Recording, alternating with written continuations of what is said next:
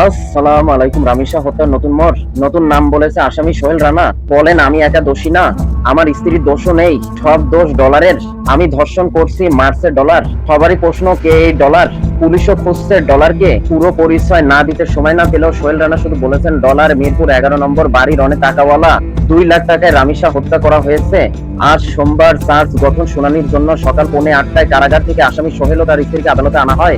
এক সময় তিনি এসব অভিযোগ তোলেন। পরে সকাল 11টার পর উভয়কে ঢাকা মহানগর শিশু সহিংসতা দমন ট্রাইব্যুনালে বিচারক মাসুদ খালিকিনের আদালতে তোলা হয়। এ সময় আসামি সোহেল রানা সাংবাদিকদের উদ্দেশ্যে বলেন, আমি একা দোষী না, আমার স্ত্রীর দোষ নেই, সব দোষ ডলারের। আমি ধর্ষণ করছি মার্চে ডলার 2 লাখ টাকা দিছে। সোহেল রানা এই সময় বলেন তার ডিএনএ টেস্ট না নিয়ে অটোমেটিক লেখা হয়েছে। নতুন নাম আসা ডলারের পরিচয় জানতে চাইলে সোহেল রানা বলেন মিরপুর 11 নম্বর বাড়ির অনেক টাকাওয়ালা। সকাল 8:45টার দিকে 2 আসামিকে কারাগার থেকে মহানগর দায়রা জজ আদালতের হাজতখানায় এনে রাখা হয়। এদের মধ্যে আসামি সোহেলকে কেরানীগঞ্জ কারাগার থেকে এবং তার স্ত্রী স্বপ্না আক্তারকে কাশিমপুর কারাগার থেকে নিয়ে আসে পুলিশ।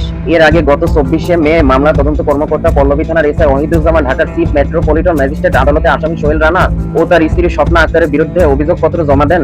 তদন্ত কর্মকর্তা জানান সোহেল রানার বিরুদ্ধে ধর্ষণের পর হত্যার এবং স্বপ্নার বিরুদ্ধে অপরাধের সহায়তার অভিযোগ প্রমাণিত হয়েছে। মামলায় 18 জনকে সাক্ষী করা হয়েছে।